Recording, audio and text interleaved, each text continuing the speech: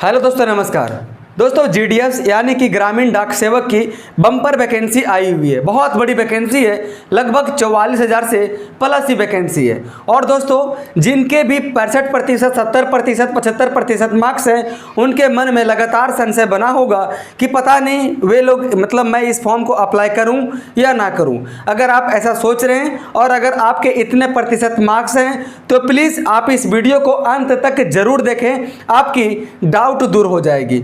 दोस्तों, हम लोग इस वीडियो में देखिए क्या क्या चीज़ें के बारे में बात करने वाले हैं। हम लोग तो सबसे पहले इसकी शॉर्ट समराइज तो खैर करेंगे ही इस वैकेंसी के डिटेल के बारे में, जहां हम लोग बात करेंगे टोटल वैकेंसी, उम्र सीमा के बारे में, अप्लाई फी के बारे में, और इसके साथ साथ कौन कौन सी पोस्ट पे इसकी वैकेंसी आई हुई है इसके बारे में, इसकी सैलरी कितने रहने वाली है उसके बारे में। और दोस्तों, हम लोग देखिए किस चीज़ पे हम लोग बात करने वाले हैं, किस स्टेट से अप्लाई करें। दोस्तों, अगर आप ऐसा सोच रहे हैं तो प्लीज़ आप छटने से पहले इस वीडियो को लास्ट तक जरूर आप दोस्तों देख के जाएं, क्योंकि बहुत सारे ऐसे जो लोग हैं ना, जो अनजाने स्टेट से भर देते हैं। जैसे अगर उन्होंने देख लिया कि पिछला वर्ष फलाने स्टेट से कम परसेंटेज में ही उठा लिया गया था, तो लोग क्या करते हैं ना, अपनी फॉर्म को अप्लाई कर देते हैं उसी जगह से, और वे लोग फाइनल में जाकर छट जाते हैं। तो लोग क्यों छटते हैं, इस वीडियो में हर एक रीजन को बताया गया है। उसके बाद इसकी मेरिट लिस्ट कितनी बार जारी करी जाती है,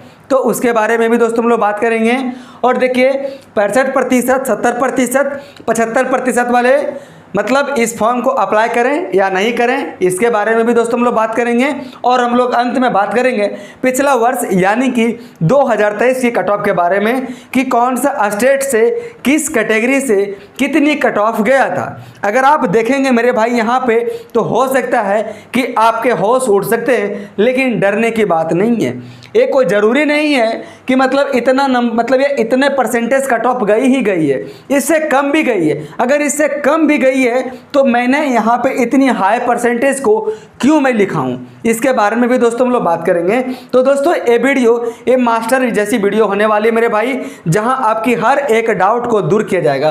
तो चलिए हम लोग बिना किसी देरी की इस एपिसोड की शुरुआत करते हैं। दोस्तों, अगर आप चाहते हैं कि बिना कोई कॉम्पिटिटिव एग्जाम दिए हुए आप सरकारी नौकरी हासिल कर लें, तो आपके लिए एक बेहतरीन मौका होने वाला है, एक सुनहरा मौका होने वाला है। देखिए, अगर हम लोग दोस्तों बात करते हैं कुल पद के बारे में, तो इसमें 44,228 कुल मेरे भाई इसकी टोटल वैकेंसी आई हुई है, जो अपने आप में एक बम्पर वैकेंसी मानी जाती है। उसके बाद दोस्तों, अगर हम लोग बात करें फॉर्म अप्लाई के बारे में, तो इसकी फॉर्म अप्लाई चालू है 15 जुलाई से, और इसकी अंतिम तिथि है 5 अगस्त। तो आप 5 अगस्त से पहले ही आप अपना फॉर्म को भर लेंगे, ताकि लास्ट में अगर इसकी साइट जाम भी हो तो आपको पछताना ना पड़े, है ना। अगर दोस्तों हम लोग इसके बात करते हैं फ़ी के बारे में, तो अगर आप जनरल से हैं या तो अगर आप ओबीसी से हैं, तो आपकी अप्लाई चार्ज मात्र 100 रुपये लगने वाले हैं। इसके अलावा आप जनरल या ओबीसी के अलावा आप जिस भी कैटेगरी से हो, आपकी अप्लाई चार्ज 1 रुपया भी नहीं लगने वाला है ना। अगर दोस्तों मैं बात करूं उम्र सीमा के बारे में, तो इसकी मिनिमम उम्र सीमा है 18 वर्ष और मैक्सिमम उम्र सीमा है 40 वर्ष। वहीं अगर आप ओबीसी से बिलोंग करते हैं तो आपको 3 साल की छूट जाएगी, 40 साल की जगह अगर आप 43 साल के भी हो तो भी आपकी इसमें योग्यता बन पाएगी इस फॉर्म को अप्लाई करने के लिए। वहीं अगर आप एससी या एसटी से हो और अगर आपकी उम्र 40 + 5 बराबर अगर 45 साल भी हो, तो भी आप इस फॉर्म को अप्लाई कर सकते हो, है ना। अगर दोस्तों इसमें हम बात करें योग्यता के बारे में, तो योग्यता मात्र 10वीं पास है। इस 10वीं पास के साथ साथ एक मात्र शर्त है कि आपकी 10वीं में मैथ होना चाहिए। इसमें दोस्तों आप लोग में से ऐसे बहुत सारे लोग होंगे जो बोलेंगे कि सबकी तो मैथ होती ही होती है भाई, कुछ ही % ऐसे होते हैं ना जिनकी 10th में मैथ नहीं होती है। लेकिन आप मान लो कि शायद आप उन सारे कैटेगरी में ना हो, तो आपके लिए मात्र योग्यता में 10वीं पास है। इसके साथ साथ आपको दोस्तों लोकल भाषा की जानकारी होना चाहिए, ये सबसे मेन इंपॉर्टेंट है।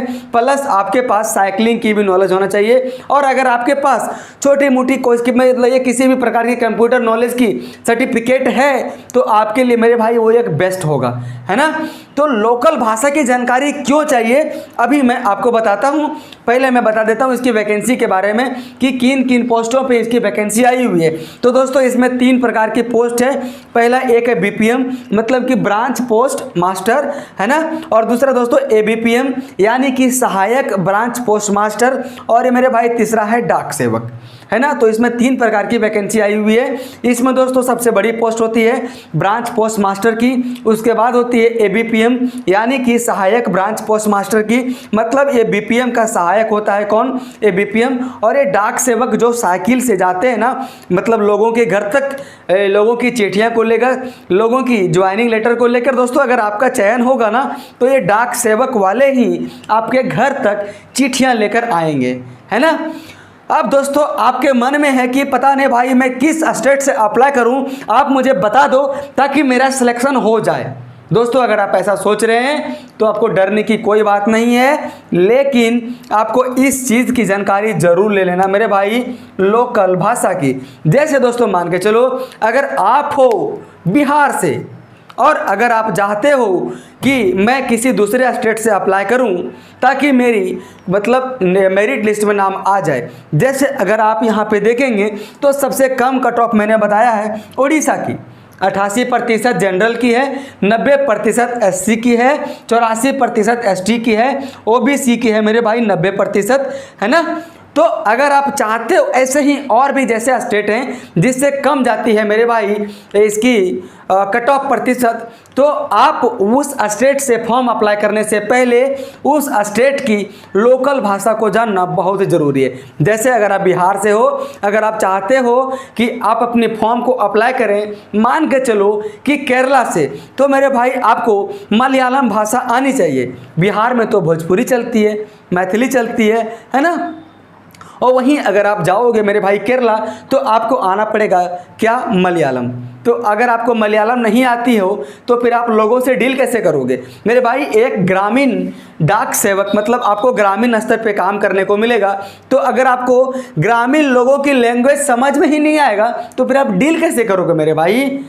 तो अगर जब आपका डॉक्यूमेंट वेरिफिकेशन होगा ना उसी समय आपको डिस्क्वालीफाई कर दिया जाएगा, है ना। तो प्लीज़ आप उन स्टेट से अप्लाई बिल्कुल भी ना करें जिस स्टेट की लोकल लैंग्वेज आपको ना आती हो, है ना। तो शायद आपको समझ में आ गया होगा। तो आप किस स्टेट से अप्लाई करें आप इसके बारे में कंफर्म हो जाएंगे। देखिए मेरिट लिस्ट कितनी बार जारी की जाती है, तो मेरे भाई मेरिट लिस्ट 4 से 5 बार जारी की जाती है। जैसे लोग दोस्तों होता क्या है ना, मैं जो इतना हाईएस्ट परसेंटेज को मैं यहाँ पे बनाया हूँ, देखिए फॉर्म अप्लाई करते समय लोग करते क्या हैं, अपनी फॉर्म अप्लाई करते समय डाल देते हैं अपनी ऑप्टेन प्रतिशत। ऑप्टेन प्रतिशत कहने का मतलब ये है कि उन लोग का 10वां में जो प्राप्तांक प्रतिशत है डाल देते हैं 100%। चेक करने कौन जाता है मेरे भाई, कोई नहीं। 98% डाल देंगे, 99% उन लोग डाल देंगे। जैसे मान के चलो अगर आप बिहार से हो, जैसे मान के चलो मैंने बिहार का एक एग्जांपल ले लिया, अब मैं दूसरे स्टेट को खुश करने के लिए मैं बात करूंगा। जैसे अगर आप तेलंगाना से हो, है ना, अगर आप तेलंगाना से हो और अगर तेलंगाना से मान के चलो कि 20 सीट है, उसमें से 20 सीट है, तो दोस्तों ऐसा नहीं कि 20 लोग अप्लाई करेंगे, बहुत सारे लोग अप्लाई करने वाले हैं वहाँ से।